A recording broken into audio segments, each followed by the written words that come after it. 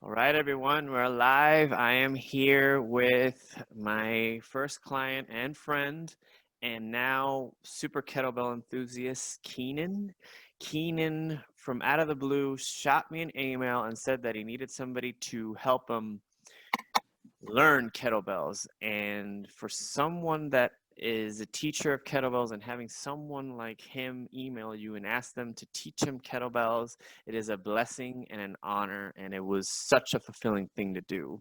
Kynan, introduce yourself. Tell the world about you.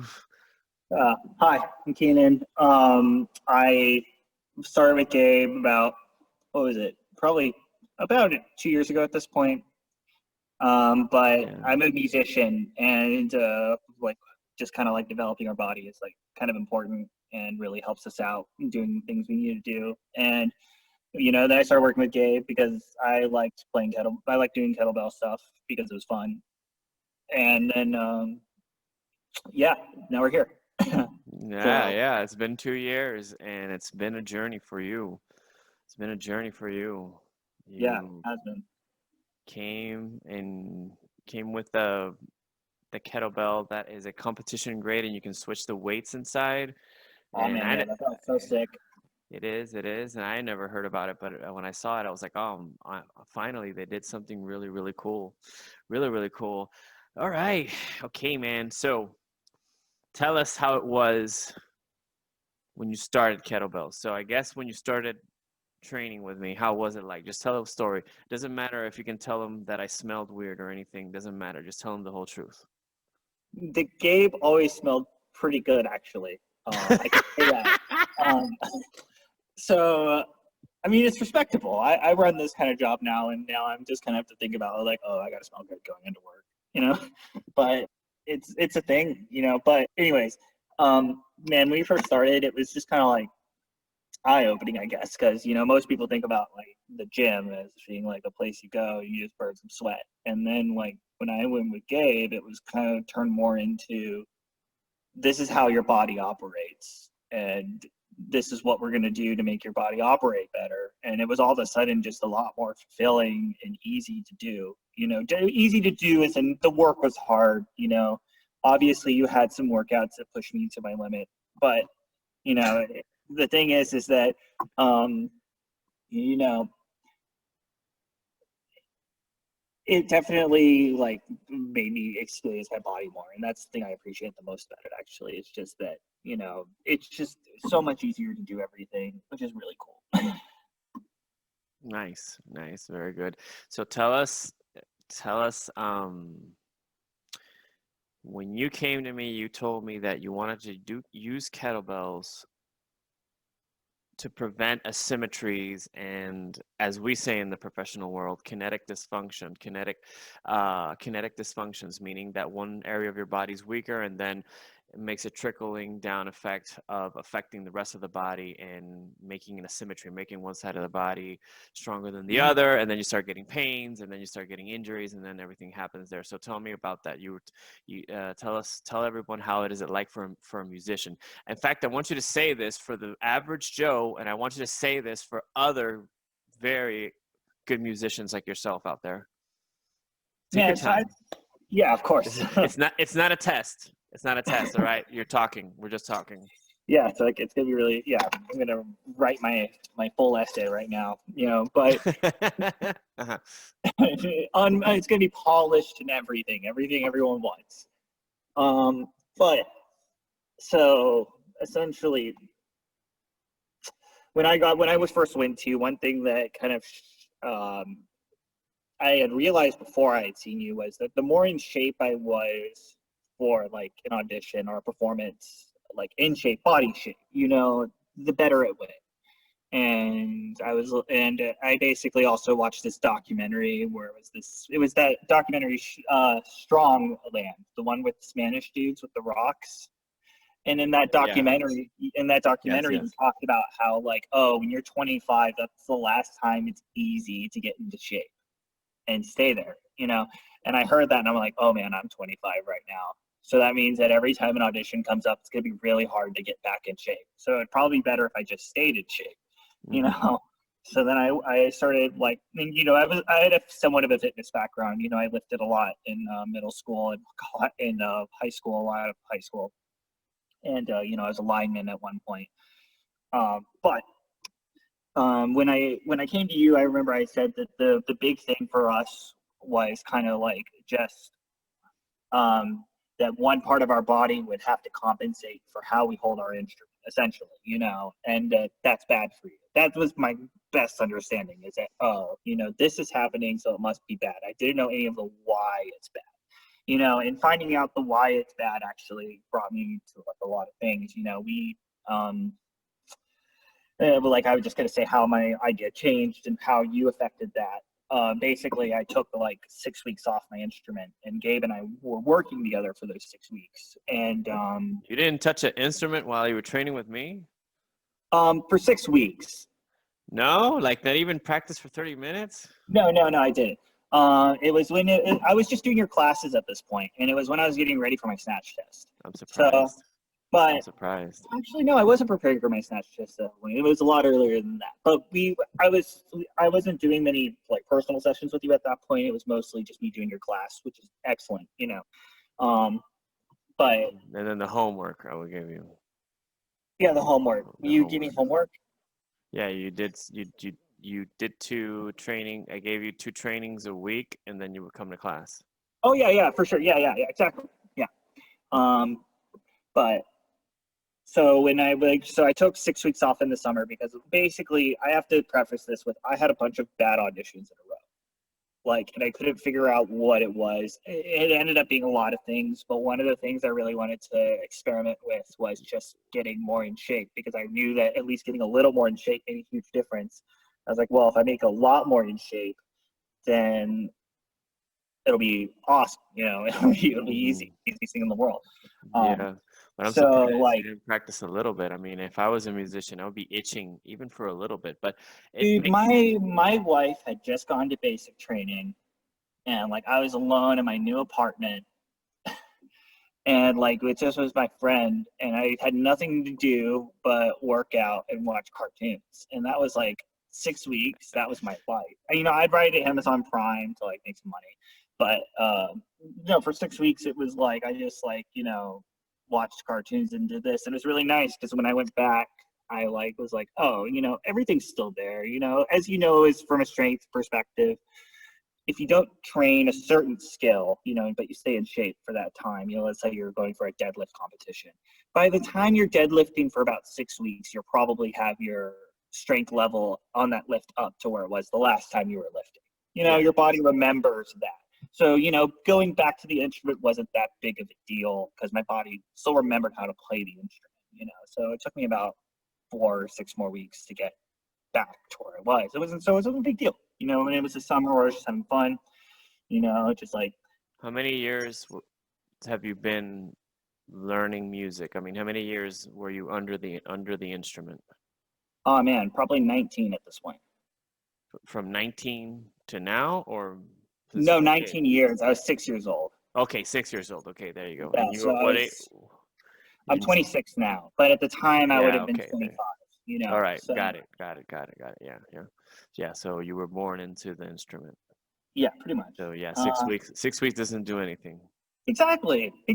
So that's why I didn't practice for 6 weeks while I was sorting out my body. And I remember when I played the instrument for the first time, I was I told you, we were talking on the phone before. It when I was done training with Gabe for those 6 weeks, it felt like I had a new part of my body because my lats were severely underdeveloped. I mean, I couldn't do a pull-up at the time. We could do maybe 5 Australian pull-ups at that point, and I had some work to do. But you developed the strength really quick. Tell you what, why don't you tell us?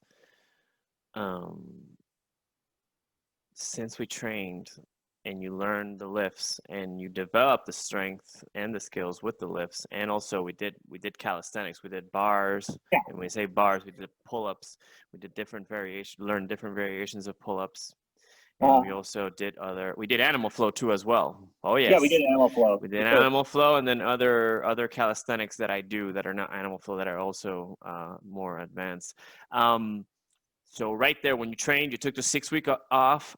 how did you said it felt like you had a new body part. So tell us Oh, how that. did I train? So, man, what did we do? I mean, if I can go through just like what we did in your classes, like what we did on our own and what we did in classes were very, very similar. But the classes, I mean, with kettlebells, and also with animal flow for that matter, the technique was just so difficult that we basically had to use that class just to figure out how to do the lift, because like, I mean, I can tell you after teaching like 10 people like cleans in the past 6 months, which is nothing really, but after teaching 10 people cleans in the past 6 months, I have like a whole new appreciation of being able to teach that, especially from your perspective, because we only had to have like 4 or 5 sessions before we were already doing snatches, which was pretty cool. Maybe we were doing snatches a little bit later, but No, we got to it. We got to the snatches. no, we got to his snatches very fast. Snatches very fast. Yeah. So like, you made it very hard being easy, because I can't teach people to do stuff that fast. But yeah, it's harder. It's hard to take snatches. The kettlebell snatch is, to my experience, and not just my opinion, me asking other fitness professionals as well, and I'm talking about also kettlebell instructors. And the kettlebell instructors that that are masters of everything else, at all the fundamental tools, and they say that the snatch is the hardest thing to teach.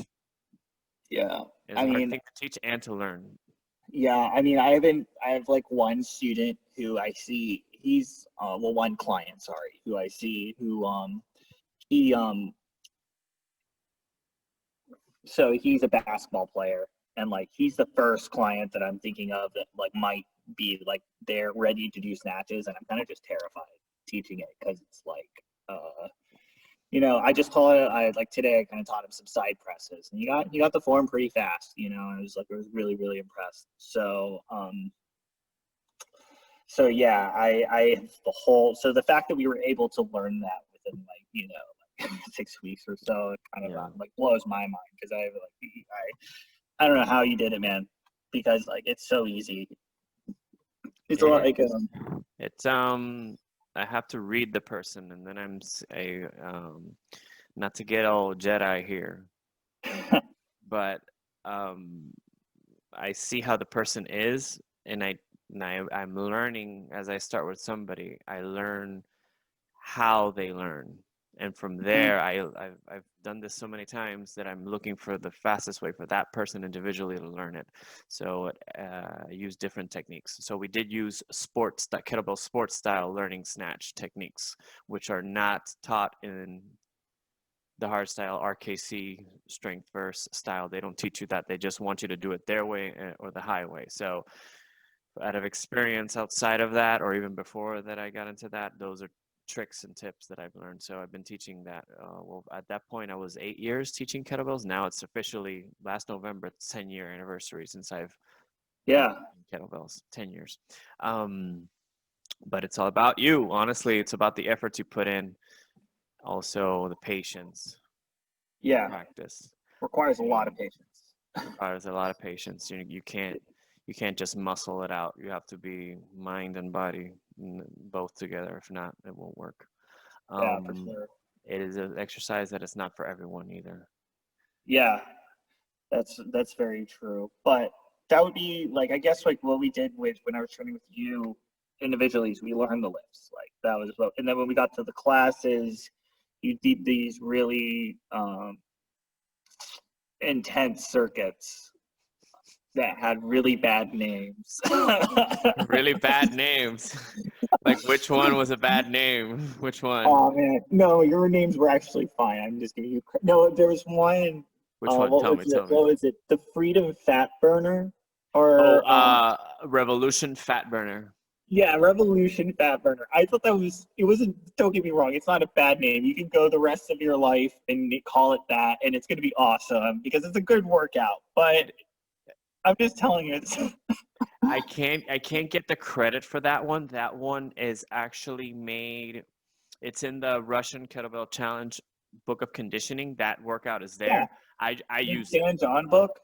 No. It Okay. was written by Yolanda, which I forget her Okay. Yeah. last Yeah. name. Yeah. I have that Yolanda, book. she is another master trainer too, and well, I think it was. I don't know what the relationship, but she was with a guy that is also still a trainer out there, and I forgot his name too. I don't know if it was her husband. So they made that. That book was made like in 2010, 11, 12, something like that. So those people are no longer with RKC. They're in the Mhm. Yolanda is with no Joanna or Yolanda. I forget her name. I know her face. She's in Strength First now, and this guy is independent. So they made it. This is an old one. So it was a great workout, good for fat burner, and it was called the Revolution Fat Burner. When they did that back then, the word revolution in fitness did work, but now it's cheesy. It's just overused, and I understand So that. it's exactly, it's It was overused. yeah, it was before it got old. I understand that. I understand. So okay, so the names weren't that bad. Then I'll put it that way. The only one that gets people that I named it and I put the workout in, and I think you did do it. I call it Liberty Drill Yeah, yeah, we did it on July 4th. on July 4th Yeah, because you're supposed and to. Gabe, when we started this whole conversation, that was literally the one I was thinking of. It's just that I thought Liberty and Revolution, so maybe I just misremembered it as Revolution. No, It was Liberty. the Liberty. It was the Liberty The one. That was the Liberty, one because I long, remember. intense, brave, enthusiastic. Boom.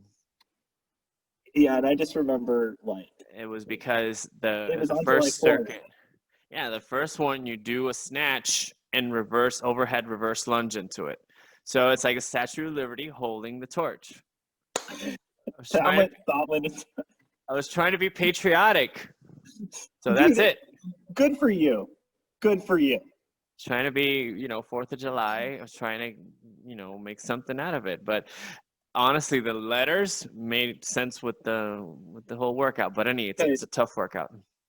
It is a tough workout, but after weeks of doing those circuits, you go back to playing the bass, and you're just like, oh, this isn't tossing a kettlebell over my head and doing a reverse lunge. You know, Mm-hmm. it's just like it was what we call it the kettlebell what the hell effect when we go back to like uh this a certain like something becomes a lot easier, and my bass playing in general just became a lot easier.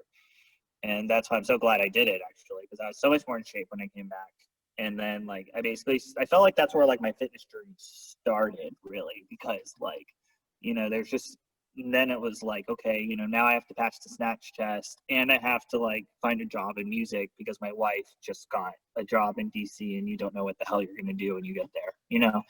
I mean, I was planning on becoming a trainer, but like at the time it was just like a kernel of an idea, while the music thing was very real, and so um, I started taking auditions again, and the very first audition I took after I did that, I won.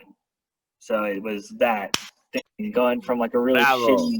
really shitty time auditioning to just all of a sudden winning your audition is like, oh, and like it was a big audition too. It was for like a pretty good job. I still have that job technically. I'm just not playing there. But yeah, Awesome. Here in Cleveland? no, in oh man, actually I did win an audition after I started talking with you, but that was when I got in Ithaca, New York. So that would have been the first audition I won while doing kettlebells. And then there was a second one, which was the Virginia Symphony. So, but like, or is that right? I don't know. It doesn't matter. It really doesn't matter. But no, this one was the job I won that I'm talking about. I won Hey, in. winning something? You're saying it doesn't matter? Come on. Oh no, it does. It does matter. I'm just saying that the timing for for like figuring out what exactly happened isn't the important part. The important part is that it happened. But the Virginia Symphony is down in Norfolk, Virginia. So I'm at Virginia Beach, basically. So that Okay. was the job I won. That was like the first. That was like, so I won that job, and so that would have been the second job I won actually since starting kettlebells. Which, but still, that when I took the Virginia Symphony job, I like Like I just remember preparing for that audition and just like being like, oh, I didn't really do much to prepare for this audition. I kind of just like chilled out for like 6 weeks, watched way too much TV, drank way too much, just hung out with my friends, had a normal life, Had a normal life. and then yeah. And like then I got the job and I'm like, oh, I guess the only difference was I'm like now in shape and more. I guess the most important thing is, Gabe talks a lot about like kind of like being in touch with your body, but like just that mind body connection was just so much better, and I was able to just kind of like do the things I needed to do like pretty easily, and that made it really easy to do consistently too. So yeah, that was my experience first coming to you, was basically going from like kind of like out of shape, not really knowing what was going to go on with my life, and like having to figure out like what has gone on for the past year, because like you were not winning anything, and then like I just get more in shape with you, and then I win an audition. It's like that's kind of like it was incredible. You think it was like you feeling the shape, like it lit up your fire again? Oh yeah, for sure. The fire was very much a real thing, especially when you've been doing for something so long, the fire just isn't there. And then all of a sudden I realized that there's this like kind of an animal inside me that like really wants to like, break shit. And like, I never really knew how to like, be constructive with, the angry part of my body. And then I started getting into kettlebells and I was like, oh, I can focus this now. It's like, it's a constructive thing I can do. And that part of me became like a constructive fire. So it used to be I would either practice or work out. Now it's like I have to do both, because it's like it's like the kettlebell like kind of lights the fire, and then like I kind of just ride off that for the rest of it. Very cool. Very cool. Very cool. Yeah. So when you say about breaking something, is that when you listen to Tom Morello? Oh man, I love Tom Morello. I do love Tom Morello. No, he's a good musician. He's a good He's a musician. great musician. He's one of the greatest guitar players around. I agree. But as I told you, in Miami, I saw a band that I'm a very big fan of. They're very good musicians too, but they do a lot of synthesizers and everything. But they used to be called Pendulum. Oh yeah, I know them. Yeah. What are they called now? I was listening to Pendulum literally the other day because Spotify recommended them for me. Yeah, and I really, really liked it. So I'd be curious what this is, because Pendulum is a drum and bass, but the drum and bass band. They started out making drum and bass, but with a band. They all spinned and did all that stuff and mixed, but they went more into the rock drum and bass. See what I'm saying? So they were pretty much one of the beginners of that, and then other bands like them started to come up at the same time. Not meaning that they copied them, but they started to come out. So Pendulum, just they made that style. They evolved drum and bass music, and then 2012, if I'm not mistaken, the two of the main guys, they made a side project called Knife Party, and they made more dubstep techno stuff. And Knife Party. And then I love that name. Yeah, I do too. I love Party. it. It's Knife a great name. It's an amazing name, yes. And one of their songs, remember, you were young, but Crocodile Dundee, that part that this is a knife. They've made a song with that saying, this is a knife, boom, and then the music goes on. Okay, so long story short, they did that as a side project just to do some dubstep because dubstep was rising, and then they also got in the action and they did very, very well, but they also mixed it with techno and trance and stuff, and they did too well, and so they kind of like the band broke. Then when did I move here? 2016. I was in Ultra Music Fest, the electronic fest in Miami. It was one of the biggest ones in the world. They were a closing one, and then all of a sudden, they announced Tom Morello was on stage with them. And so Tom Morello did two songs with them, and then Tom Morello was still playing the guitar along with their music, and then Deadmau5 stepped up. No way. Yes, Deadmau5. So cool. In fact, the song from Deadmau5, Shit, the voice is the guy from Pendulum. You know that song that says a song, Ghosts and Stuff, Ghosts and Stuff. Yeah, that's like the big one. Mark Yeah. Swire, Mark Swire. That's one of the guys from Pendulum. Mark Swire. Yeah. Mark See, Swire, I believe.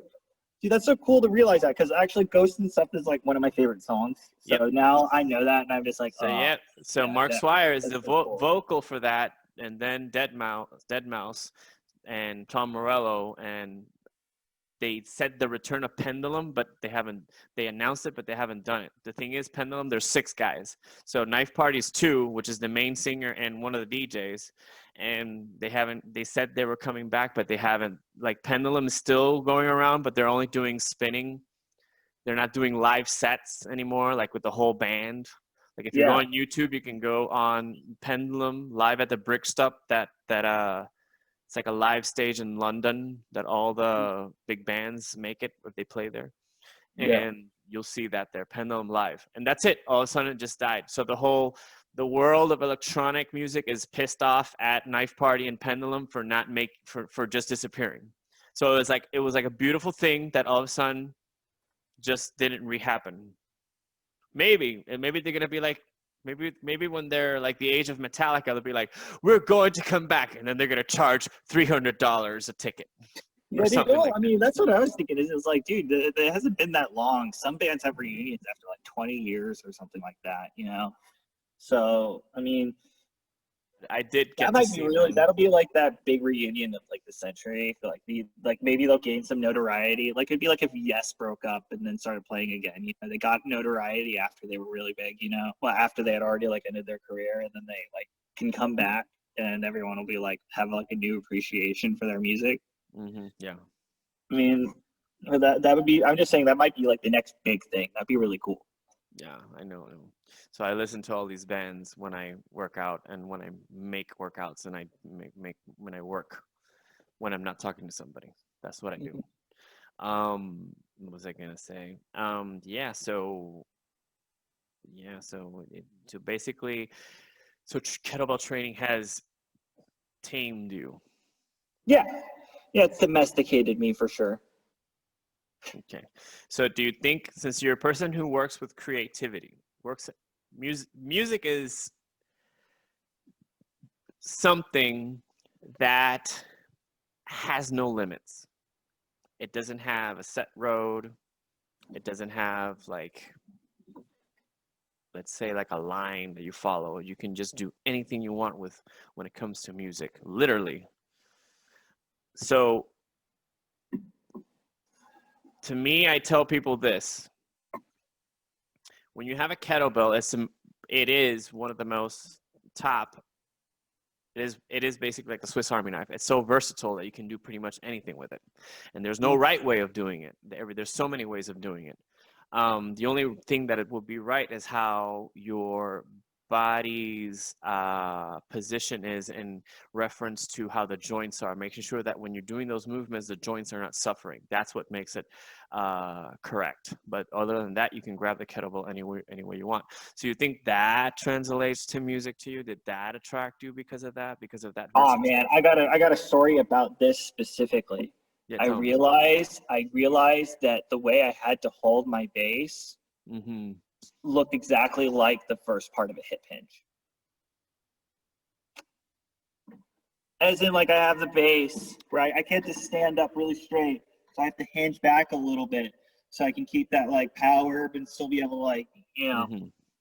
I realized that, like, so not locking a hinge, just little. Yeah, exactly. Somewhere in between. I'm not saying like a full hip hinge. I'm just saying like the beginning, the movement pattern is the same. You know, if I were to do that, like if I were to hinge the amount I did for base like times a million, I would be at a full lockout. You know, but yeah, that was the thing I really realized. I remember emailing one of my teachers. I was just like, "Yo, dude, have you ever done a kettlebell swing? And if you have, isn't how you hold the base kind of like how you hinge your hips?"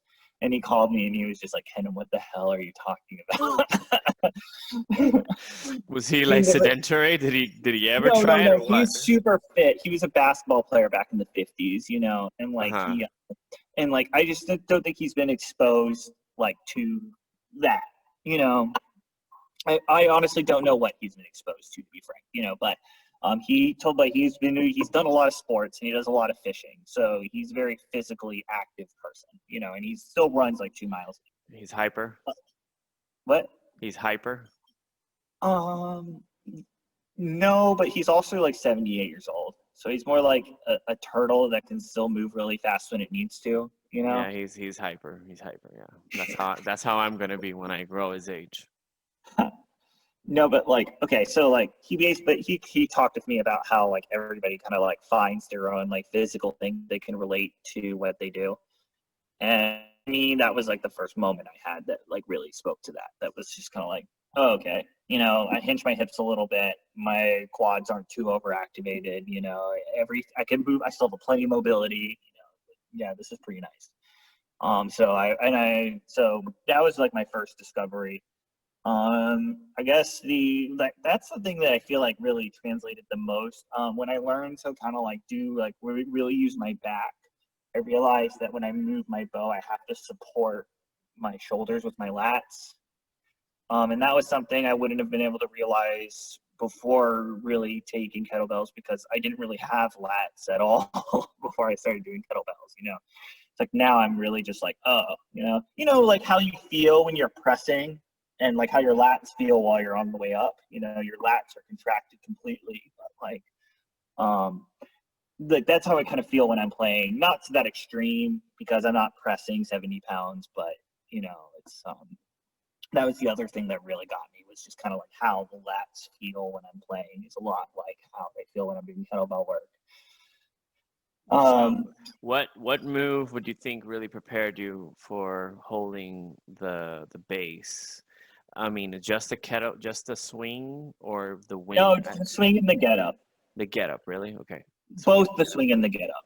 Together. Like the get up really made me aware of my body and how I move my body and how to get the most amount of power. Like have the most amount of stability, I guess actually is the way to put it. Have the most amount of stability in any position.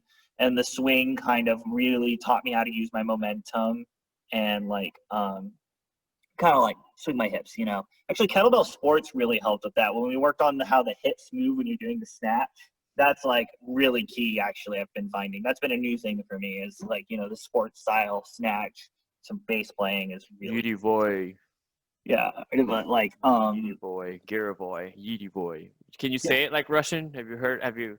Next time you have a Russian person in front of you, tell them to teach you how to pronounce it. They say Yidi boy. Okay. Yeah, just go put Yidi boy and Google Translator, and it'll say in the letters because once Russian is exactly pronounced how it's written, so they'll say it perfectly like that. So I've had a few Russians teach me how to say it, so I say it. Cool. Yeah, like so the swing and the get up I think were kind of the biggest two. I mean, I learned a lot from the windmill. I learned a lot from the bent press. I learned a lot from like every movement contributed something, like a lot of people talk about how cleans are so important. I guess that's the one thing I can say I'm still trying to learn more from is the clean. I just haven't I'm glad I've always had cleans in my programs, but I've never really gotten like how the clean portrays to my life as much as everything else I do does.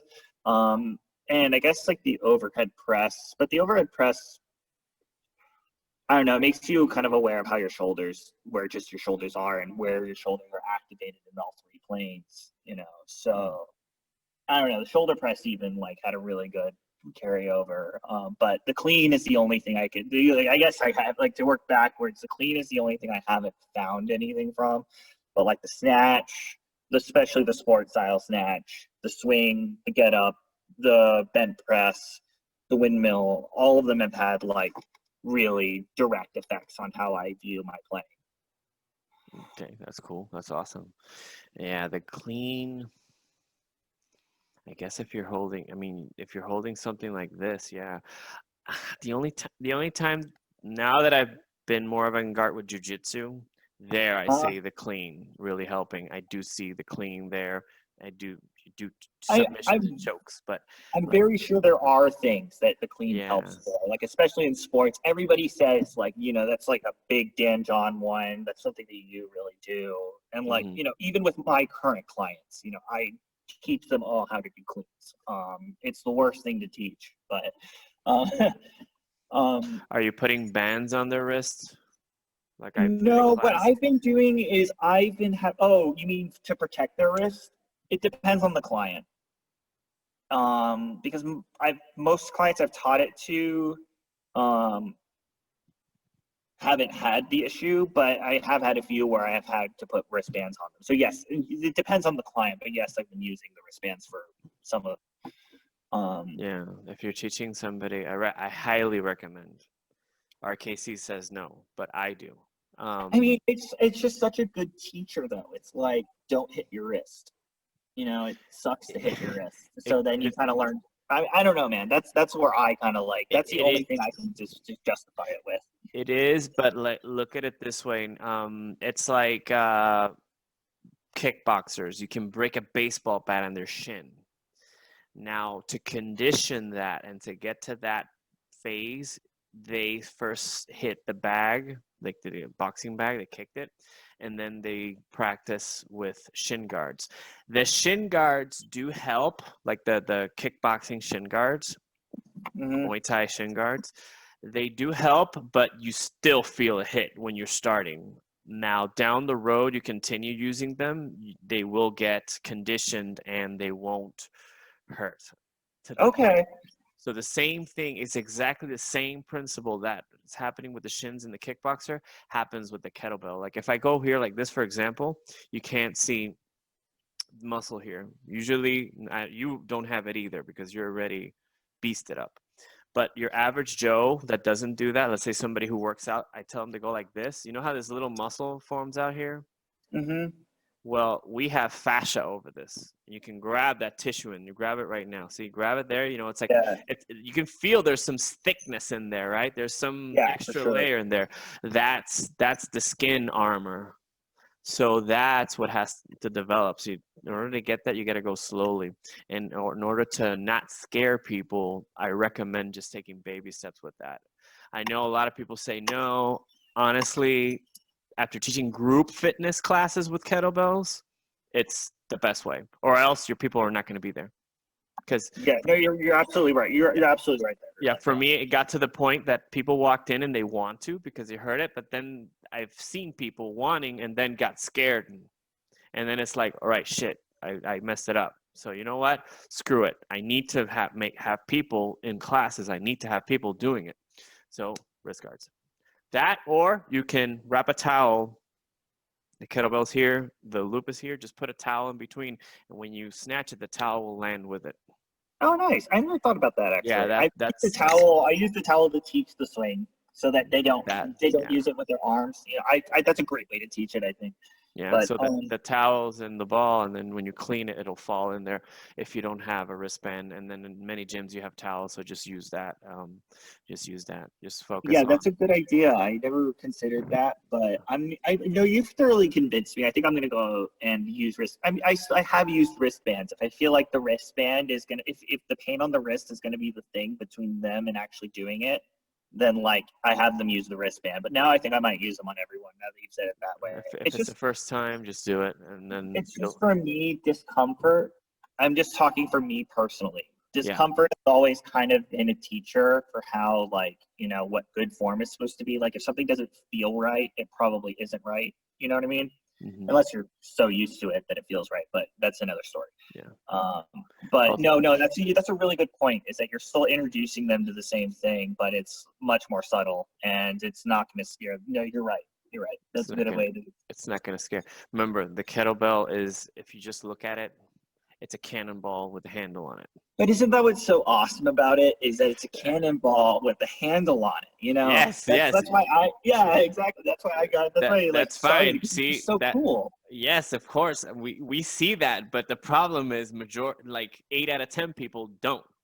People see You know that. what's hilarious? You know what's What? hilarious is showing people who aren't aware of it kettlebell flipping. Everyone just Yeah. flips their shit when they see that because they don't understand that it's like when you know how to do it, it's not that bad, you know. But Yeah, exactly. Yeah, Right. To so everybody. To they think everybody it's else, like, and something. everybody else was like, oh, you must be like mad strong. It's like, no, it's just you understand. It's a party trick. Yeah, it's a But it's the trick. same thing with the kettlebells. It's like, a lot of people see them, they see that as this dangerous implement, and you're like, no, it's a kettlebell. It's a Just use it. kettlebell, yeah. Yeah. No, but look at it this way. When you look at that ball, there were historically, if you look on the internet, historically, they are cannonballs with a handle on them. Just to, Dude, I believe it. yeah, There are they also the Greek ones that, like the Greek dumbbells, that actually look a lot more like kettlebells. You mhm. know, that's the other one I think of is like, but no, I mean, There's that. Also, when you look at a metal ball, we probably don't think of this, but people watch movies, right? And they think of maybe a cannonball first of all, so it's something that causes trauma. So the thing looks like already something that can cause trauma. And uh-huh. then you also look at a slug from a musket, which is Hmm. also a ball. And then the other thing too, which is one that I was thinking about the other day, is um, a prisoner anklet with a chain Oh ball. yeah. So the ball, look at it. It's small, but it's a kettlebell in a chain. Oh So man, but like, here's the this is people get the subliminal message that people get from seeing a kettlebell. So you have to take that also into consideration. You have to be very diplomatic about it. So that's the thing about kettlebells. I mean, they're great, but you have to get the people in the mindset. yeah. Make sense? I just think two things. One solution might be to just like paint little pink ponies on all kettlebells so they don't look as threatening. Oh, come on, man. That's And cheesy. then the other thing I'm thinking about is what if we just made kettlebells that had bullets on the bottom? Because then the cannonballs won't be so bad. It's like, oh, I'm either gonna do this giant ass bullet or a ball. Those are the two solutions I can think They could be, man. They could be. Yeah, trust me. I know what you mean. I always wanted the 24-pound to come in camouflage, of. Yeah. Dude, Kettlebell Kings does a custom. really good job with that. It's actually like they They don't do. let you do it on a lot of they don't do it on a lot of bells anymore. I wanted to get a adjustable one that had a picture of my cat or just a cat on it because I thought it'd be super cute. But I'm sure if you got one of these people in your neighborhood that is good with painting metal, they can do it. yeah, that's the thing though. I moved during quarantine. I don't know anyone in my neighborhood. I bet if you look on internet a little bit or ask around somebody, a welder or something, even a welder or even people that paint cars, Yeah, actually, that's what I was just thinking of. People who they paint cars, and I people know that that paint there are like cars. 3 people on my block who have been painting their cars like literally in the past couple weeks. So I think actually that's a very good idea. Yeah, and it's the same equipment. I bet it's the same equipment. Hmm. I bet it's the Yeah, same as soon as I equipment. can afford it, I'm buying a second one. And what I can do is I can get cat faces painted on both of my bells. You want cat face on your bells. Or we can Why make it don't you make it tigers. make it tiger, a lion, they're gonna yeah, I know you like cats, but something. Hey, I mean if you make Garfield, make Garfield or a Trisha cat, right? Is it Trisha Hmm. what's the Yeah. cat from Alice in Wonderland? Oh, Cheshire. Cheshire. Yeah, there you go. Something creepy like that, something not creepy, funky. Yeah. If you do it that way, then yeah. No, dude, I wanted to get a tattoo at one point that was a dude lifting a kettlebell with like lightning straightening the kettlebell and like everything's on fire. Like I wanted to get a tattoo like that. That was my idea.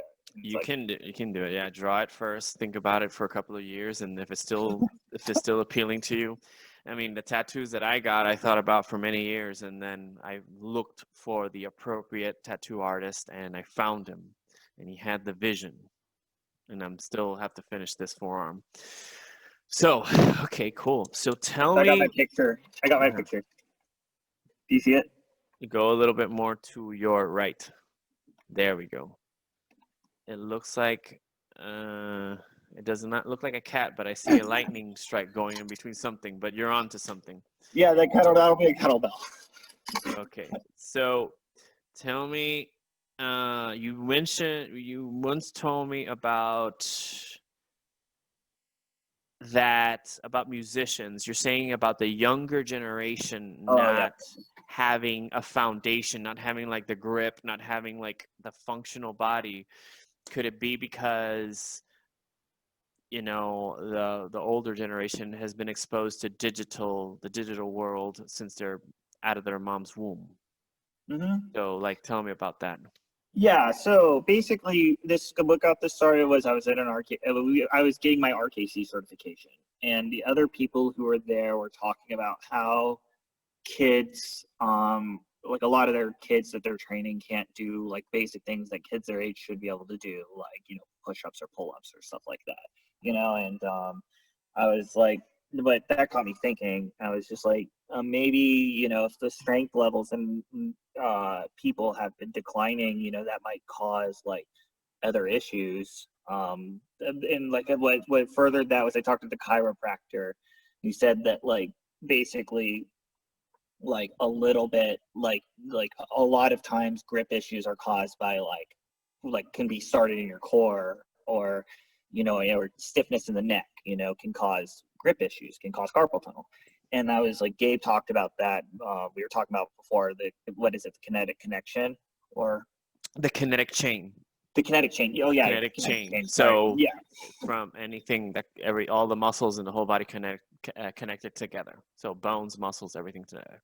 Yeah, absolutely, the kinetic chain. So we were just talking about, and like I was just thinking, you know, like kids who've had this lifestyle of just, you know, sitting on the couch and watching TV and not having to, like, you know, play outside or do the things that kids used to do, or even teenagers, you know, having to, you know, one thing I used to have to do is I would, you know, put my base amp on my like leg as I was biking with the other hand, you know.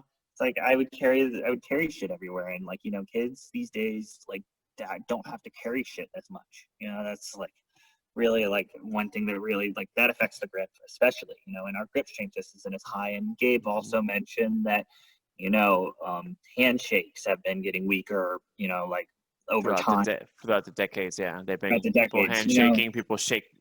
They've been squeezing in their handshakes less and less throughout the decades. It's been dropping since the 80s to now. Yeah, so one thing I was just thinking is, you know, if everybody has these little like things that have become kind of I mean, it's like been kind of what's the word I'm looking for? Not culturally enforced, but to like basically your lifestyle. If your lifestyle just isn't as healthy as like previous generations, it's going to cause problems. And I think that a lot of things that we just think of that are happening to musicians as being instrument specific are probably actually just lifestyle related. You know, like, oh, you know, this person has really weak grip strength, and all of a sudden you're asking them to press down these strings for a really long time every day. You know, that's gonna like be a tall order for them. You know, and that leads to injury. You know, and especially if, you know, the problem can be literally anywhere. You know, you have a core issue and that gives you carpal tunnel, you know, you can't play your instrument anymore, you know. um that's kind of like that's kind of one of the things I guess I discovered is like, and not discovered, I need to do research on it, but to the fact that like kids strength levels are lowering, it probably makes us more injury prone also. Yeah. It is a epidemic. Even like 10 years ago, we were saying that people in the 18th century, or a little bit before that, they lived, technically their bodies were exposed to movement more, to doing more labor, doing this and doing that. I mean, if Mhm. you look at the pictures from back then, everybody was skinny. I Very mean, rare. Yeah, even very kids rarely were. playing, you know, just thinking about kids when they're playing, you know, like, oh, like your fat hypoplasia happens when you're going through puberty, and that's when you're getting fat cells. And if you're just sitting on the couch and watching TV and eating Doritos all day, you're literally going to grow up with more fat cells.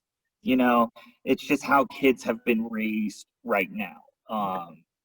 They just need to be more active and outside. And yes, also the fact that, you know, even when we're adults, we're not really doing much. Life doesn't demand much of us, so we just kind of succumb to the lowest demand of life. And the problem is when you introduce something that's as rigorous as playing an instrument, you know, which is makes you a micro athlete, you know, and you don't have upper body strength, that can lead to some problems.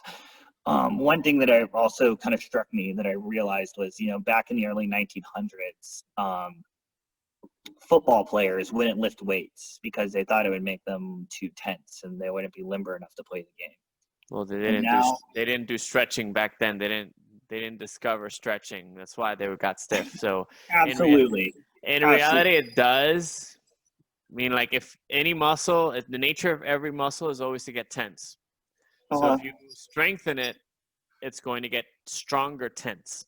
Make sense? It's Hmm. going to get tenser, if that's Spanglish word for me. Um, so it's the nature of every muscle to get tense. So it's important to stretch. That's why I always. Absolutely, it's very important to stretch, like no doubt.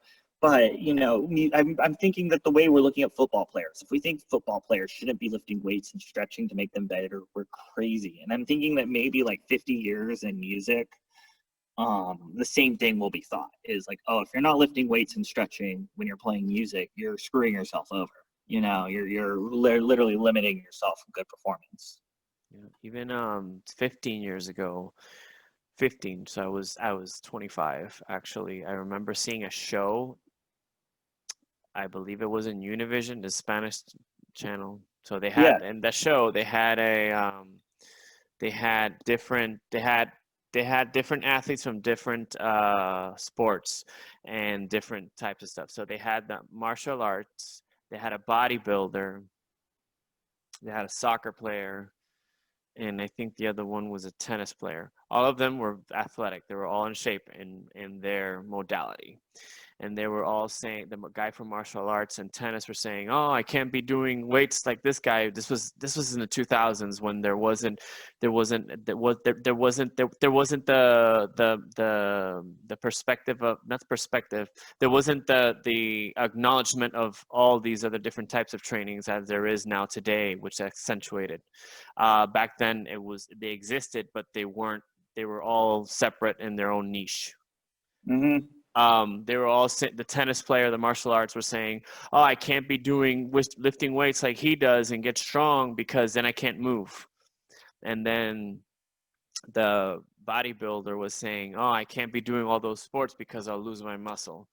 And honestly, at those times, the recovery wasn't taken seriously. Recovering, saying like stretching, taking cryo, and then of sleeping, course, uh, just sleeping. sleeping. Sleeping is the easy one, but like stretching, cryotherapy, even heat. Or we still just underestimate how much sleep is important, even to this day. Yeah, That's the only reason why I bring sleeping up is because it's like even then, like one thing is we know so much more now just about basic sleep than they knew about back then. That it's incredible, you know. yeah. And also about sleep, sometimes it's viewed as a waste of time because you're not producing something, but it's something your body needs.